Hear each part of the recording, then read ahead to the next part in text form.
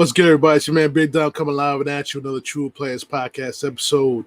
This is our first live sports podcast episode at the official of Sportscast episode. I have my man Mark couldn't join us. We're going to talk about the NBA Finals, the NBA Draft, and the Major League Baseball's trade deadline.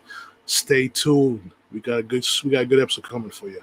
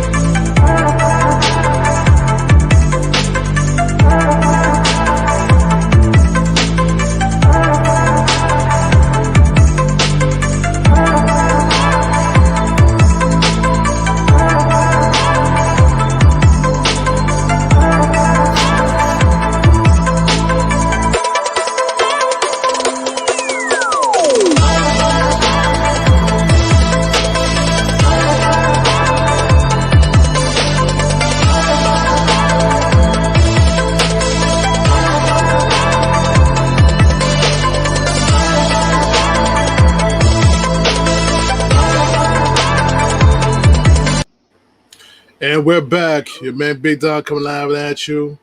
I got to bring in my man Mark. And Mark, introduce yourself to the people. What's going on, guys? My name's Mark, and we're gonna get it going, man. We're gonna talk a lot of baseball today, so let's do it. All right, but before we get to the baseball part, we're gonna talk about basketball. First things first, we want to congratulate the Milwaukee Bucks. I know it's been 2 weeks since they've been world champion. We've got to congratulate the Greek freak, Giannis Antetokounmpo, on winning his first chip and bringing the championship back to Milwaukee for the first time in over 30 years, man. 30 years has been a long time for that town to get a basketball championship. And he did it the right way. He stuck with the team that he drafted with. He didn't ask for no extra superstars, unlike another superstar that we will talk about later. He did it with Chris Middleton. He did it with Drew Holiday. Good, solid players. You hear that Chris Middleton there with him. But they brought in a good, solid point guard, Drew Holiday. And I must tell you, his performance in Game 5 is what changed the entire series. All three of them playing together, playing great basketball together, is the reason why they're world champions today. Take nothing away from Milwaukee. I know a lot of people are saying a whole lot of stuff. Or they got lucky.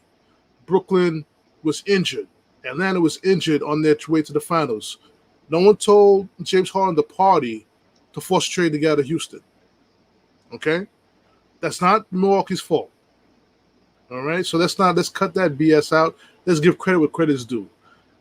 The Greek freak got his championship through hard work and his competitive spirit. It was like, listen, I want to win with Milwaukee, and he accomplished that.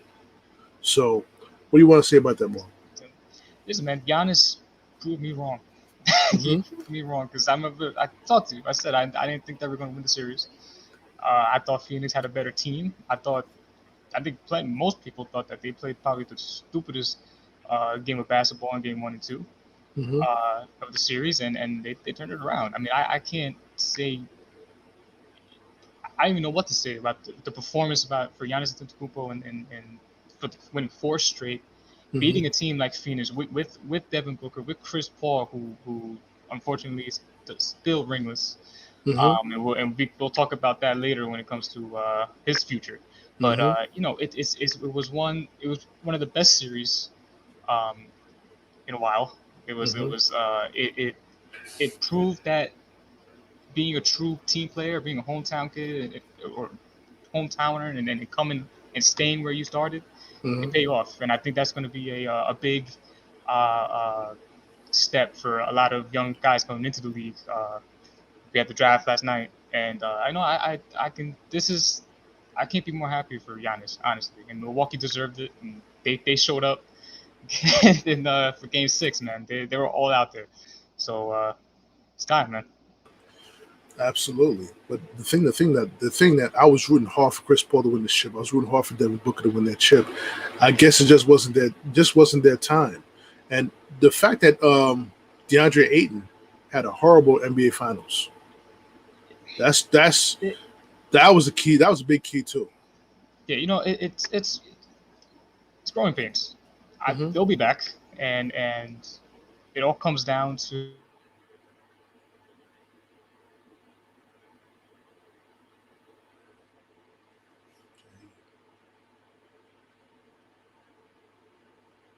Sorry, guys, we have a little technical difficulties with the sound. We'll be back.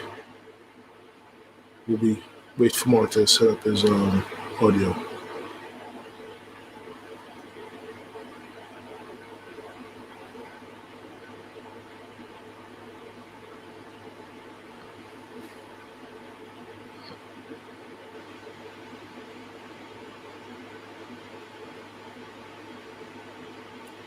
Like I said, whether we were for Chris Paul to win the championship, I was rooting hard for him. He was playing hard.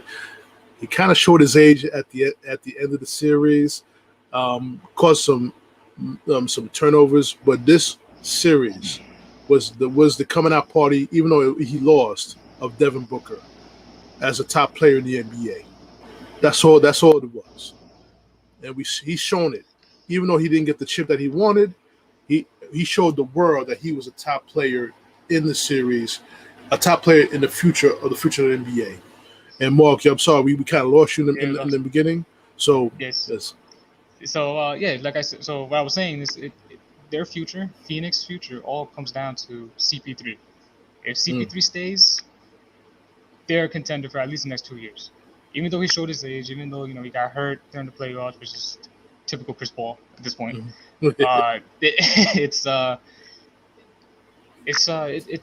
He's a key. He's key to whatever team he goes to. He's proven it with Oklahoma City. He's proven it here with Phoenix. So if they can bring him back, I mean, this team is here for at least the next 2 years, maybe more. Yeah, Chris Paul reminds me of Isaiah Thomas without the rings. Hopefully he gets one, man. He has to get one. He has to get one. One ring. So now we're going to talk about the NBA draft, especially with our mutual team, the New York Knicks, what they've done. So you might not agree with me with this one. So I talk to me. They had, to me, they had a great draft. They traded back down. They traded the 19th pick. They got Keon Johnson, traded him, then traded the pick that they got after that, traded back down, got a future first rounder. I think they set themselves up perfectly for Chris Paul, and that's who I want. That's the guy I want. I know we talked about the man that you want, Spencer Dinwiddie, but I want Chris Paul, and he's proven with Phoenix. He's proven to be a great leader for a young team. I want Chris Paul, and I want Carmelo Anthony on the New York Knicks. I want Carmelo Anthony coming off the bench, showing Obi Toppin what it's like to be to actually score, instead of just dunking the ball. Obi Toppin, he's having Carmelo Anthony on the Knicks team, showing him a post move, giving Obi Toppin someone to actually look up to and feed off of in scoring sense, not really defensively. Even though Melo is underrated defensively, but that's another story. It's a perfect fit. It was the perfect draft. It kept our salary cap the way we wanted it. Now it's time to just go out there and sign these guys and really and we showed them. We showed them last season, 4 seed. Even though we lost to Atlanta, we lost to a better team. Period. And we saw that. So we can only go up from where we were. So I'm excited. I'm happy with the draft. I'm happy with who we drafted. We got some young defensive-minded guys coming from defensive-minded teams. So I'm excited. Okay. Quentin Grimes was the pick the Knicks drafted after all their trading down. They actually picked at 25th with the Quentin Grimes on with the pick last night. But we mentioned Chris Paul, who you want Chris Paul on the team. How I mentioned Spencer Dinwiddie, you mentioned Carmelo Anthony. Let me tell you something, Mark. We do have enough cap space to sign all 3. Yeah, but then what do you do with Derrick Rose? That's my thing. I think Derrick Rose is a key piece for this team, and I think Tom Thibodeau used him the last couple games of the playoffs, he kind of ran him to the ground, but he had no choice on that matter, to be honest with you. Even though I thought we should have started Franklin Lakina, but that's neither here or there. It's pointless to talk about spilled milk. But the New York Knicks, as an organization, as a team right now, having Chris Paul starting, and then having Derrick Rose, Carmelo Anthony, coming up, having that veteran presence with an Emmanuel quickly, with an Obi Toppin, I can't help but think I don't see a Spencer Dinwiddie in that fold unless we do get rid of a Derrick Rose or which I really don't want to do. I really don't want to get rid of Emmanuel quickly either.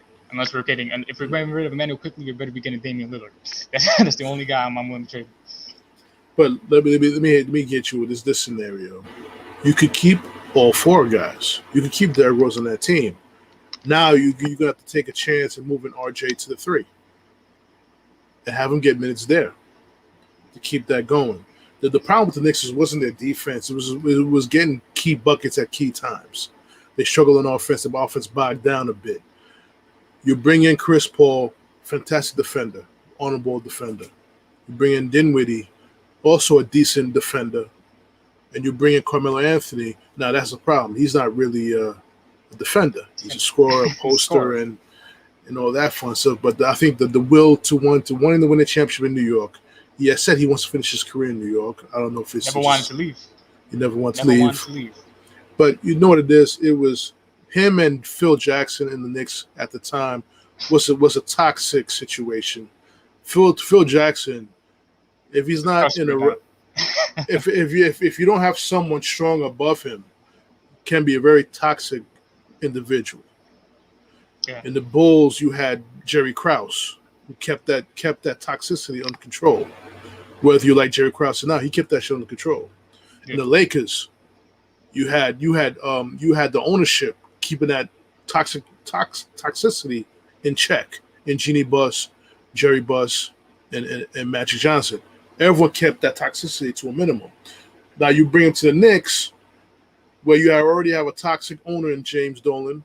You bring an extra toxic situation of Phil Jackson into the mix, and then you have chaos for the past. Chaos, which finally has been cleaned up by Tom Thibodeau, Scott Perry, and Leon Rose. It took a while, though. It took a long while. It took a while. Sent the franchise back 5 years, in my opinion. It did. So, so, like I said, I mean, Phil Jackson, no reason to cry over spilled milk. Right. Phil Jackson came in. He drafted Frank Ntilikina with his last draft pick, and I think that's also somebody who I would love to keep, but that's neither here nor there. Mm-hmm. I think that right now, coming into this organization for Melo, guy who never wanted to leave, mm-hmm. always played harder than anybody on the court.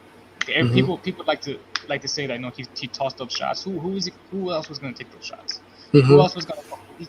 He had to take 40 shots today because who else was going to take those shots? Kristaps Porzingis wasn't Kristaps, and he still isn't Kristaps even with the Mavs. I mean, they're having problems with Luka over there, so he was never put in a position to win. Mm-hmm. Period. The best chance he had to win was in 2013 when they brought in J.R. Smith. Well, J.R. Smith was already there, but they brought in Jason Kidd. They had a bunch of missionaries that went out there and they played hard, but mm-hmm. they weren't a team. It was a lot of guys just playing hard and seeing what could happen for 1 year, and we saw that it wasn't sustainable after that. And then you have Phil Jackson coming in and really blowing it up and throwing everything out of the loop. Well, I have a different take on that. I felt that Mike Woodson didn't make the necessary adjustments in that playoff season against Indiana that would have enabled them to overcome the difficulties. Them playing around with the Boston Celtics. I don't want to spend too much time on the past, but them playing around with the Boston Celtics in the first round that made the series go longer than they really have to. That was a problem. So, like I said, the Knicks is on the arrow going up without having a superstar player who wants to bring in all his superstar friends with him.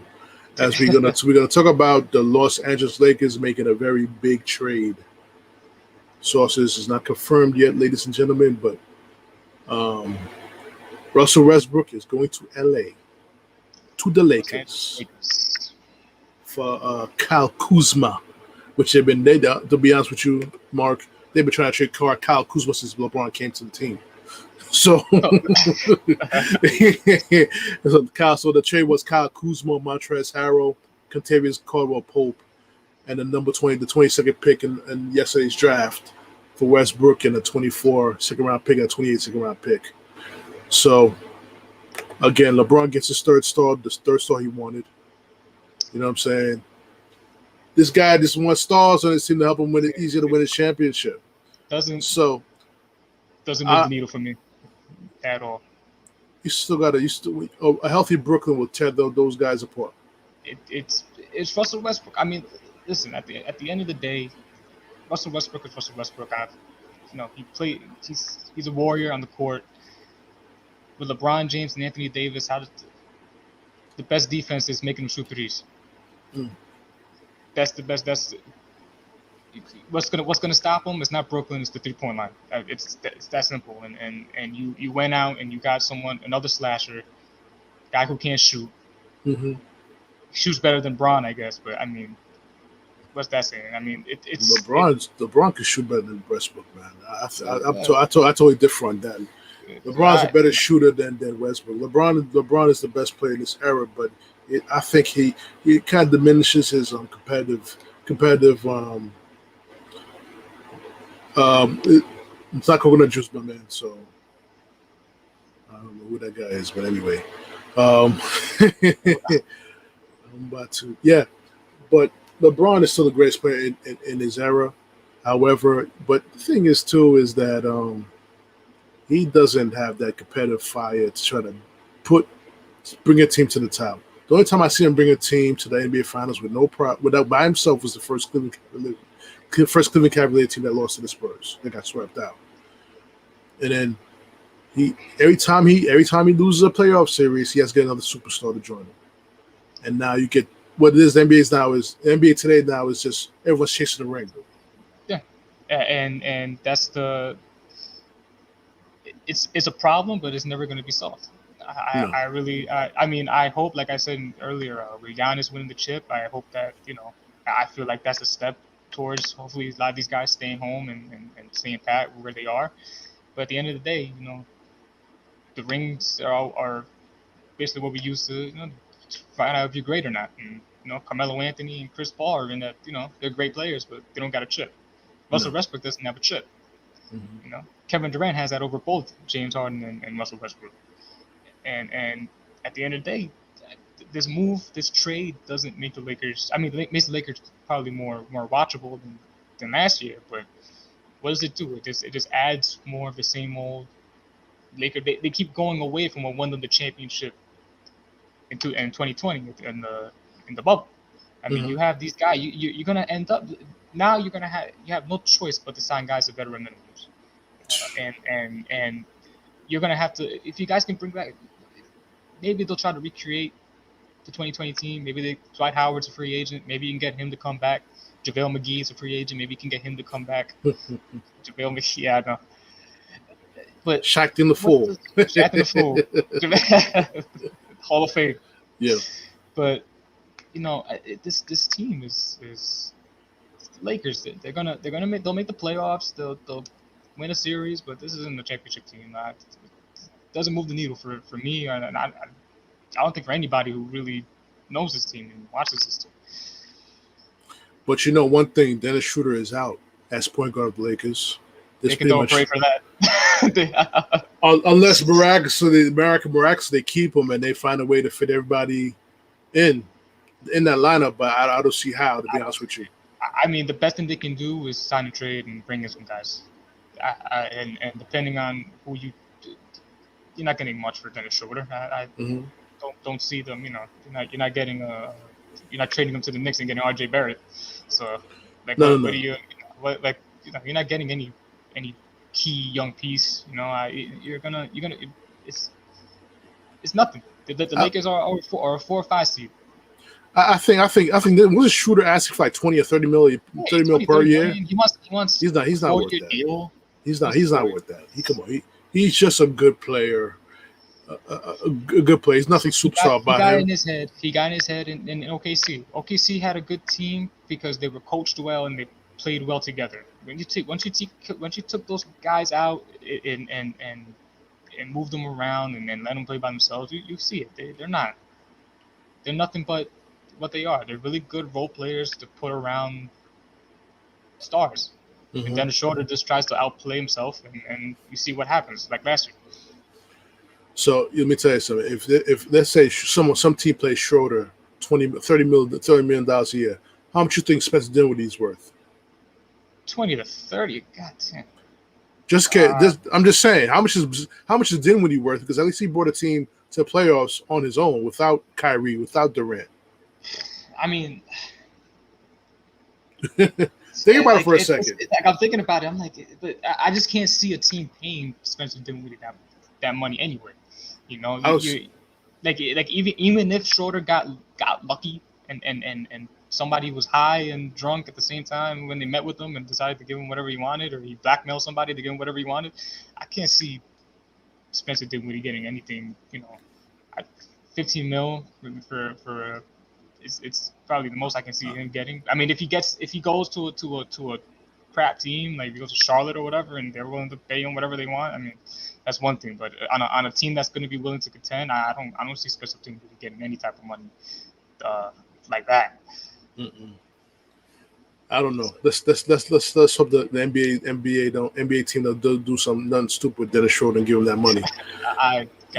Let's not do nothing stupid with that. So that would be a dumb move. You could even win with the Lakers with LeBron on the team. Come on. Yeah, you can. Rondo. LeBron was hurt. You better off having Rondo. I would have loved to have Rondo on the Knicks. I would have loved that. I would have loved it. I would love to have Rondo on the team, but his chemistry with the coaches he could be toxic too to the coaches. He could be toxic. Tom Thibodeau can handle it. I'm okay with it. Tom Thibodeau can handle it. Listen, we'll see what happens with the NBA. So, I'm gonna follow up on this come free agent time. The Knicks, hope to have you on the show for the New York Knicks. Where I'll really go deep in the Knicks for what they need and needs of free agency. It's going to be a real depressing day, or it's going to be a real happy day for us. So, you know what the Knicks gave us? The Knicks gave us something that we haven't had in a long time. You know what I'm saying? A loud garden in playoff time. Yeah, LeBron James in Space Jam. Yep. So the Knicks gave us something that we haven't had in years. A packed garden during playoff time with a chance of defense throughout the entire series. Every home game was electric.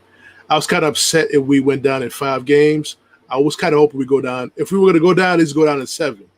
So I continue to hear those chants of defense through the rest of the series, to see that garden with electricity in the garden, the way the garden was shaking and all that stuff. That's why I was kind of upset that they lost in 5. But Atlanta was the better team, so we have to move on from that. So yeah, I mean, it was heartbreaking, man. That series, we played a better team, but you know, at the end of the day, it was heartbreaking, and I'm happy with the team with what we did with the team that we had, and you know, it showed that that New York is back. You know? New York basketball is back. Knicks are back, and you know, I couldn't be more happier to be a Knicks fan than right now at this point. You know, I feel like this is going to be a free agency that can make or break us, but I'm for once I'm actually optimistic about the Knicks being able to do something right. And you know, I'm not going full championship mode, but you know, I feel like you know we got a good playoff core that we can work around. Let me hit you another thing before we segue to baseball, because we got a lot. You know, we got a lot to talk about baseball. A lot of baseball to talk about. Keep an eye on New Orleans and Zion Williamson. And I'm gonna tell you why. Why it's important to not trade Obi Toppin right now. It's important to sign Julius Randle now to an extension, because what I've seen through interviews when they talk about Zion Williamson, talk to Zion Williamson about playing in the Garden as a home player, it excites him, and he has that mojo to be like, yo, I want to go to New York, and he has been on record saying that he wants to play with R.J. Barrett in New York. So that's what I was telling you when we had the conversation at work. We cannot trade R.J. Barrett because that's gonna be the key to getting Zion in New York. And the guys that's gonna be traded, mark my words, Julius Randle and Obi Toppin will be part of that deal where Zion will be in New York in the next few years. That's gonna be the key.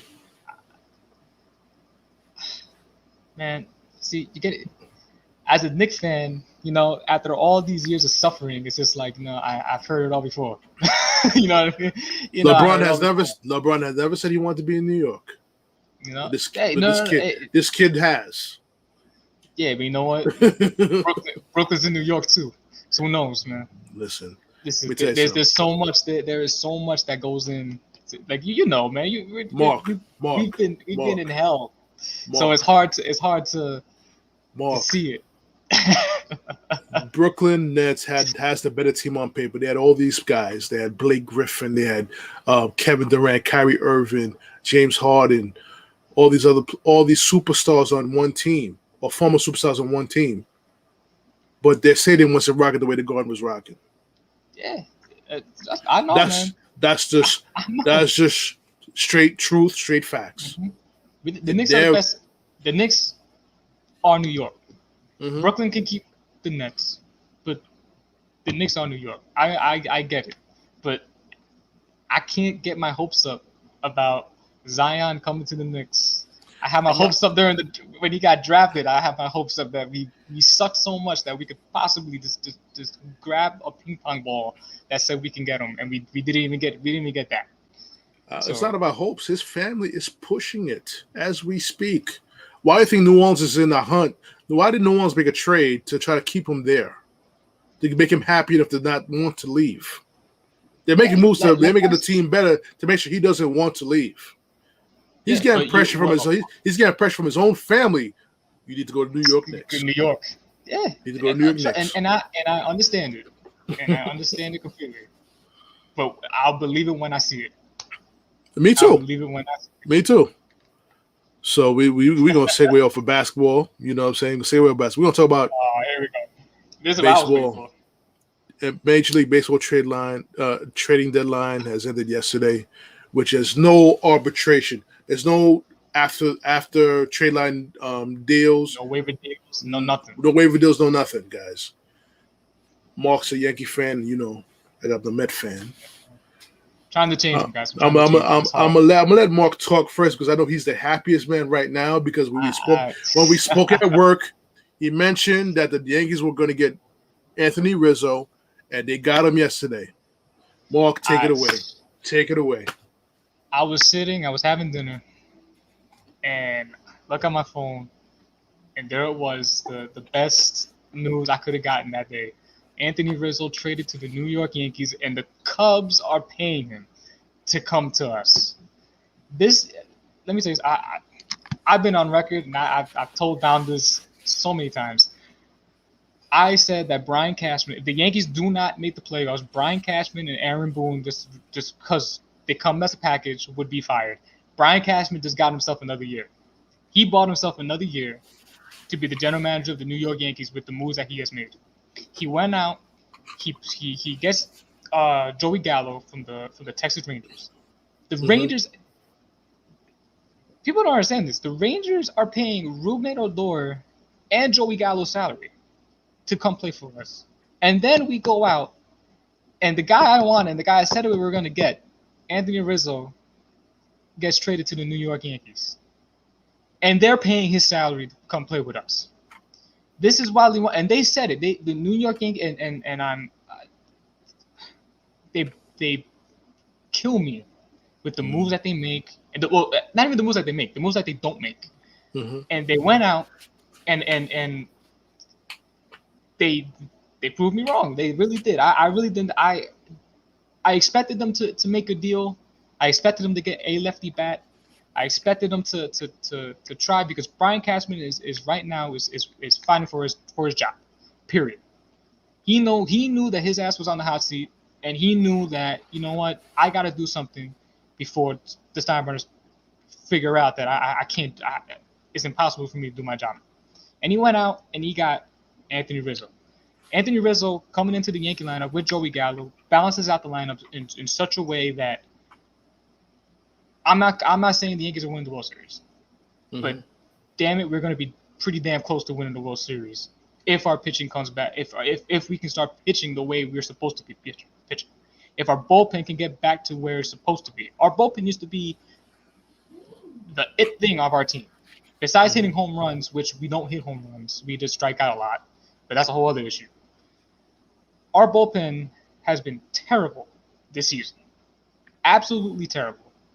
We suck against the Reds. We sucked against our division in general, but we suck against the Red Sox. We suck against the Tampa Bay Rays. We lost 14-0. And I think that slap in the mouth, 14-0, that slap in the mouth really woke us up. And the New York Yankees have had so many idiotic moves. This is a day that I can say the Yankees did the right thing. They didn't give up too much. They didn't go over the tax threshold by like $1 million and then by $1 and then have to pay the tax. They stayed pat, and they made their team better. They made the team. They did the right things, the right baseball moves, not analytical moves, right baseball moves, and they made the New York Yankees a better team that can actually fight in this division now. Because the fact of the matter is, the New York Yankees in the AL East, we are the toughest division in baseball. Period. I don't care what's going on in the NL West. I don't care what's going on. The NL East is, you know, the NL East, what that is.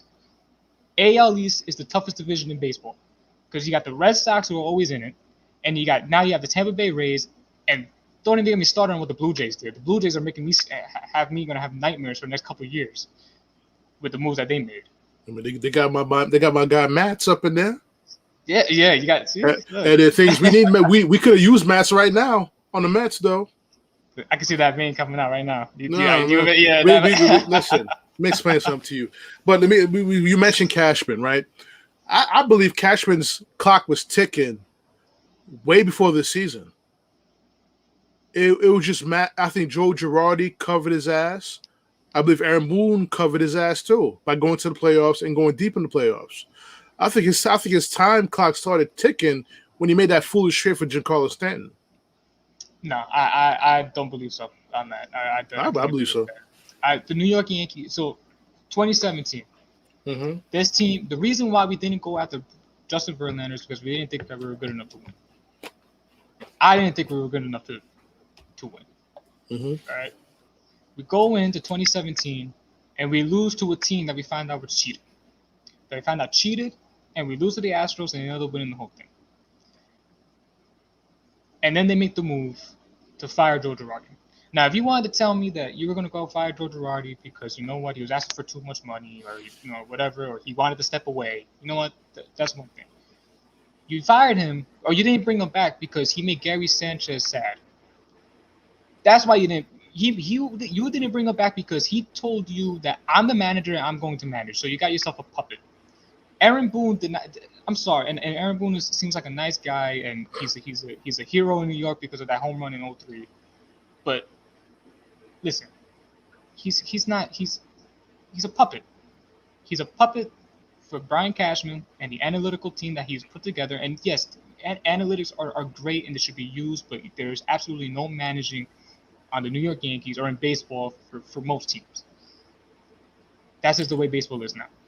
But his time clock started ticking when they lost to the Red Sox in the DS in 2018. That's when the clock started really, all right, we lost in the ALDS. We made absolutely no adjustments.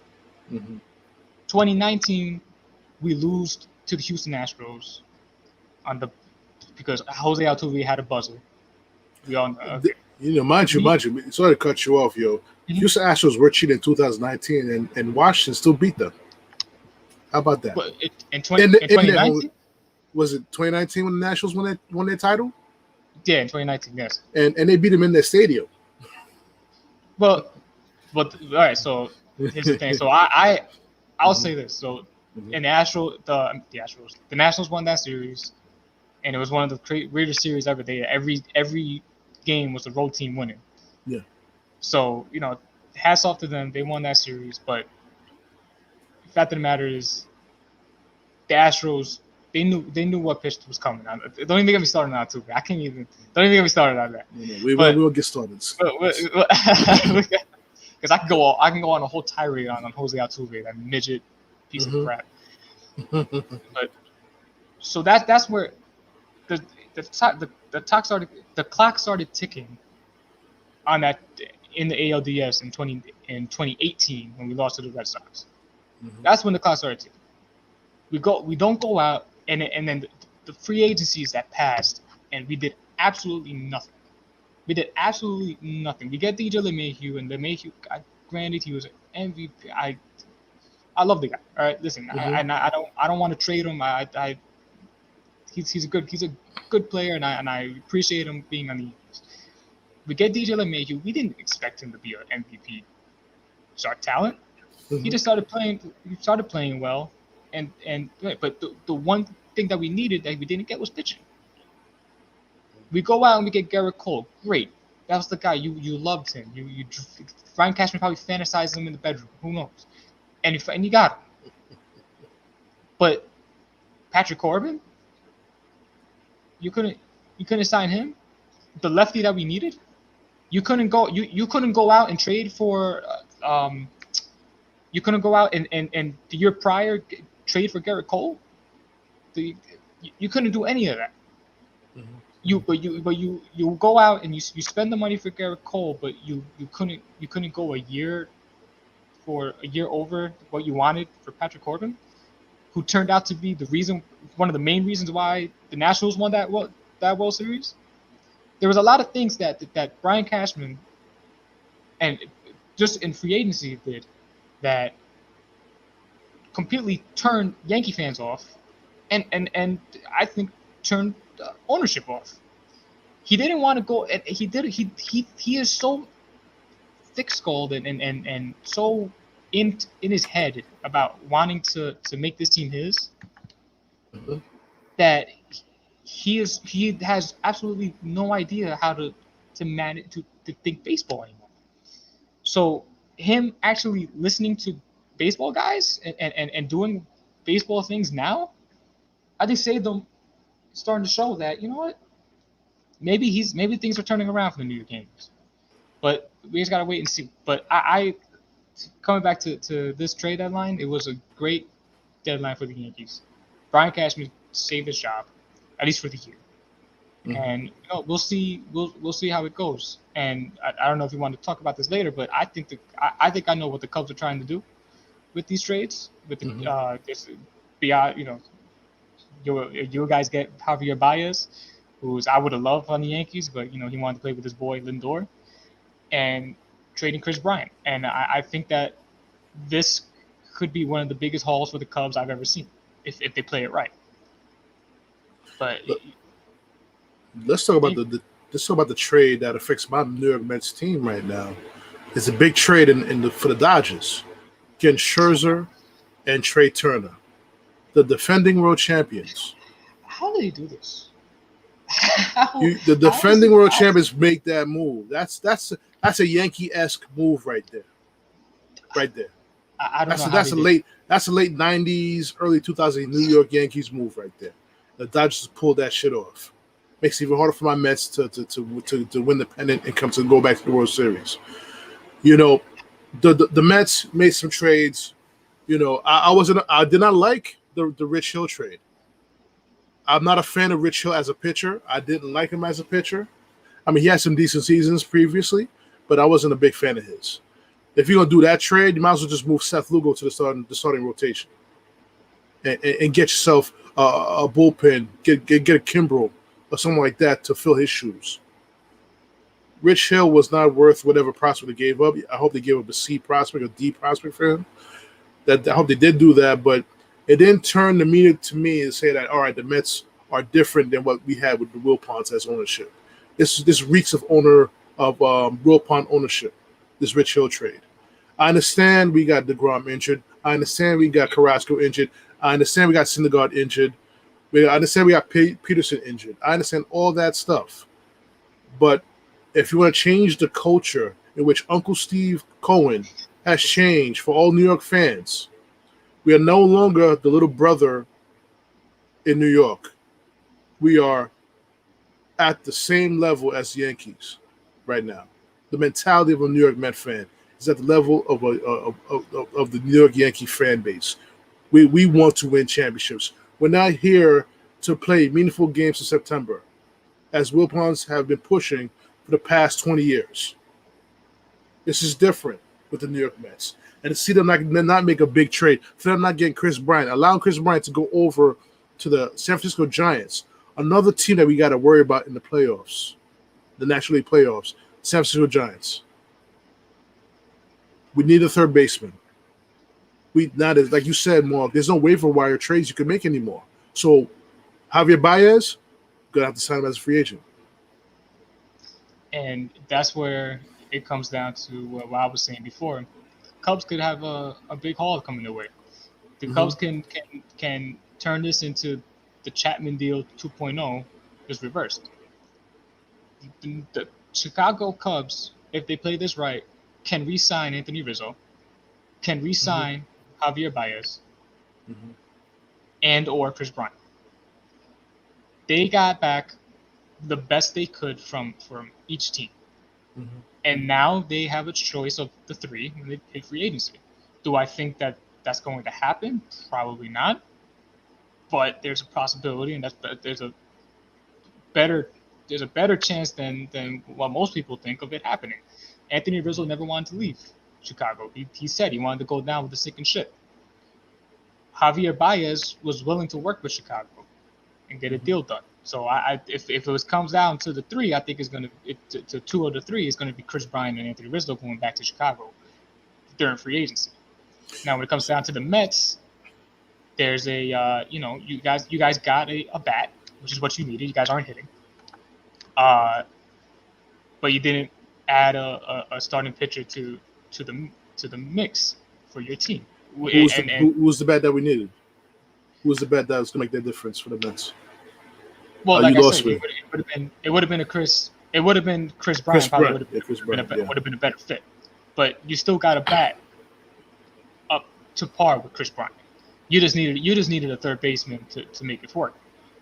Yeah. But having Javier Baez in the mix in New York and with the Mets, it doesn't hurt you. It makes you better. I mean, you guys are a better team now than you were a couple hours ago. Well, they got Baez or no? You guys got Baez. Javier Baez is a New York Met. Hold on. Let me just double check this, Mark. You done film me or something. You make my vein go down. Hold on. You have made my vein go down. I'm about to have a smile on my face. Yeah. Javier Baez is a New York Met. Oh yeah. Oh shit. Okay. Holla. Okay. Now you brought a smile to my face. Look at that. Javier Baez is a New York Met. I could not believe it. Thank you, Mark, for bringing that to my attention. Now I can have a smile on my face. Smile on my face. He's going to be a third baseman. No, he's going to be the second baseman. Javier Baez is going to be the second baseman for the New York Mets. So you do want to put McNeil at third? You would, You either put McNeil or you move McNeil to the outfield. I don't know how that would work, but you're gonna Javier Baez is your guy's second baseman. He's not moving to third base. It's time to come next season. If you do keep Baez on the team, it's time for the Mets next spring training. Oh, your master plan. The master plan. Here it comes. To let Pete Alonso take ground balls at third base. It's time. It's time. It's about that time. You improve. The thing is that you move Alonso to third base. You bring Don Smith to first base. Now you have the opportunity to sign a big time outfielder, and then you or even either get a big time center fielder. You move Nimmo to left field and re-sign Conforto. Even though I think the contract situation that he's in right now is kind of messing up his season, and it's costing him a lot of money. It did. So that's another thing too. For the Mets now, what it is that they gotta get the ground back. You gotta get Carrasco going, which he's starting tonight, I believe, right? Starting tonight. Starting tonight. First start in the first start of the season. They get Syndergaard back. Let me mention something about Syndergaard, which I heard from another show on the radio. Talk about, he needs to go to the bullpen. He needs to go to the bullpen. Who the hell said that? The Boomer Show. Don't listen to Boom. Go to ESPN. Don't listen. I don't listen. I don't listen to them. They said they had the nerve to make comparisons to him and Matt Harvey. Let me explain to you what happened with Matt Harvey briefly. Matt Harvey got in his own way. It wasn't the injuries. He got in his own way. Okay? And Terry Collins didn't have the balls to make a firm decision. If you're going to take the man out in Game 5 of the World Series, you take him out of the game. If you're going to leave him in the game, leave him in the game. Don't let the fans change your mind during a World Series. If you follow your first instinct, that's the key to life. If that's the key advice I give to anybody in life, it's to follow your initial instinct. It's true. Don't let no one dissuade you from your initial instinct. And Terry Collins, as good of a match he was that season, he was part of the reason why the Mets lost that World Series. If not a big time. Everyone wants to say familiar this, familiar that. But Terry Collins did not put familiar in a position to succeed. The only time he did that is when he gave that homer to Alex Gordon in Game 1. That's the only time. Yeah. So, like I said, get this bullpen up and running. The Mets will be fine. But what worries me that they lost 2 out of 3 to the Braves. That worries me. The Braves got better too. The Braves got better too. The Braves cut NCR. They dropped them. The designated for assignment. Damn. I couldn't believe it. Isn't Acuna out for the season? Acuna's out for the season, but they picked up Eddie Rosario from the Twins. Mm-hmm. They have Jack and they picked up somebody else. I think it was Adam Duvall. Was it as well? Yeah, I believe so. And the thing about the Braves too, we're in July 30th. The Mets as an organization should never take their first place in a division for granted. Sans 2007, sans 2008. This is where they need to have a killer instinct. And I think them trading for Javier Baez is now cementing the killer instinct. They needed to move like that back in those 2 years. If they made a move like that, there'd be a different history for the Mets of 2007, 2008. Now, I'm not going to go back. Do you think that this Javier Baez trade puts you over the top in this division? Because right now, what I see is a problem for the Mets is besides the injury to the pitching staff. Mm-hmm. You guys didn't get it. I would have thought you guys would have went out and got a big time reliever. One big time reliever, put in that bullpen. Have it, I get that your bullpen has been doing this thing, but mm-hmm. you guys have been burning out, man. You guys have a burnt out bullpen right now. So if you guys, understandably, you guys couldn't get Berrios from the Twins. He went to mm-hmm. Toronto. It's gonna bug me for the next couple of years. But you guys, I feel like you guys targeted the wrong thing. You guys got Baez and you got a chance to get Baez. I get it, but you guys should have went out and got a reliever if you guys couldn't get a starting pitcher. And a big time reliever. Craig Kimbrell was out there. You get Kimbrell, you start moving Lugo to the starting rotation where he wants to be. It opens everything up. Where he wants to be. Because remember, Gesellman's still out with an injury. There's a few guys that's still out of that bullpen. And you don't know what you're going to get out of Edwin Diaz in a playoff situation because he has never been there, especially in New York. He has never been in a playoff race. He's never been there. And that scares the shit out of me right now. That's why if you have traded for Craig Kimbrell, you would have had something there to go with. And my thing is with the Kimbrell trade to mm-hmm. Chicago, well, from Chicago to from the Cubs to the White Sox, is the White Sox have just set themselves up for. Now you have 2 closers mm-hmm. that can close at any given day. Mm-hmm. Now you don't. There is no. I don't see them. I mean, I could be wrong, and La Russa's going to be. You're going to be a setup man. You're going to be a closer. You're going to be putting the best pitcher out there. The White Sox are a team. You got to people got to really watch out for when it comes down. If you're down late in the game, it might be lights out. Because all they got to do is say, you know what, we're going to put Kimbrel in the 7th inning. We're going to put Kimbrel in the 7th inning. We're going to get these outs. You got your best. You got the middle of the order up. We're putting in Kimbrel.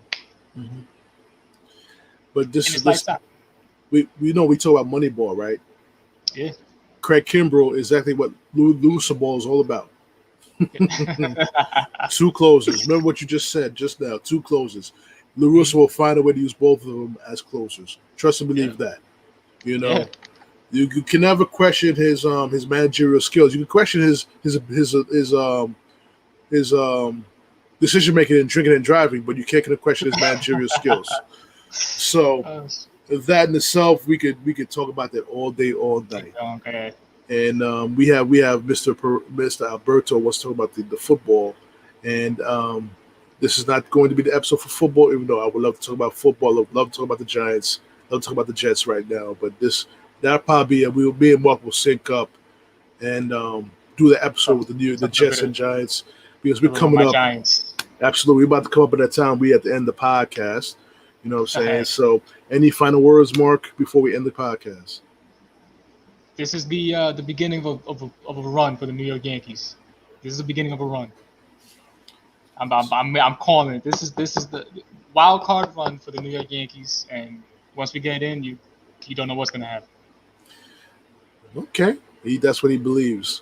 And I appreciate the faith. I appreciate the faith in Mark and his team, but these are not the Paul O'Neill Yankees.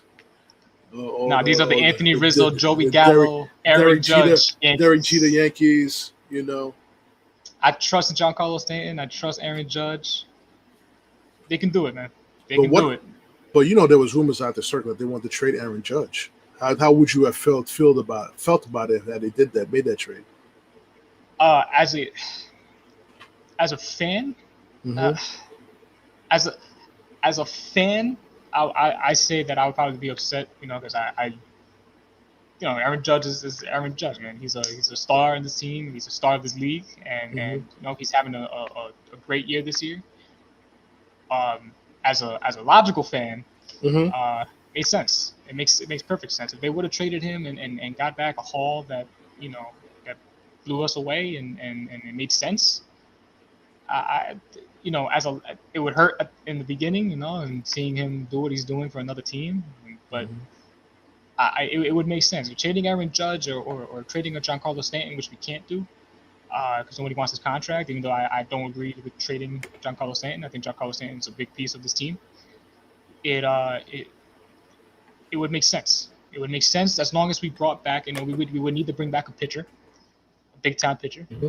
But you know, it would hurt, but I wouldn't mind it as much as long as we got back what we deserve for him.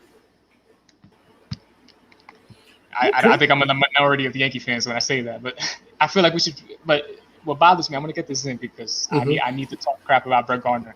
Okay. I want to get all the Yankee fans pissed off now. I mean, Brett Gardner should have been traded in this deadline. I don't care if we give up a bag of chips, some Skittles. We could throw a parade if Brett Gardner was traded.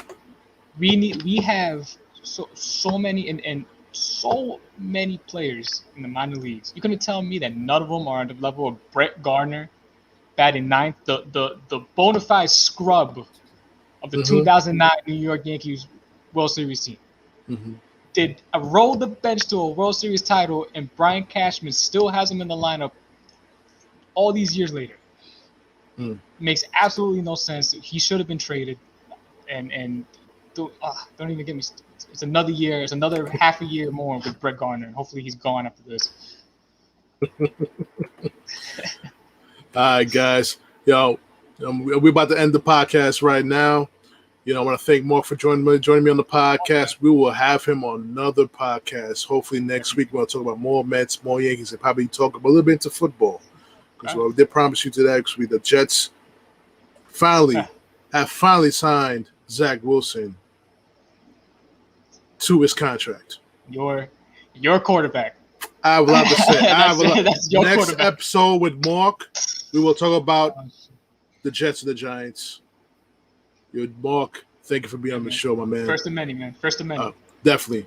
All right, everybody. I'll be back after the outro. 1 second.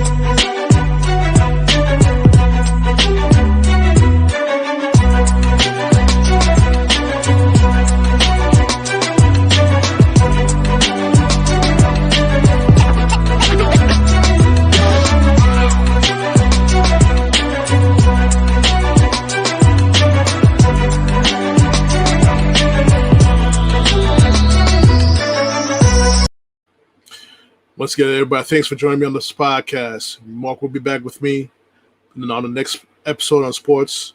So definitely, thank you for joining us. JoeyG will be back next episode. Ricky Brown will be back next episode.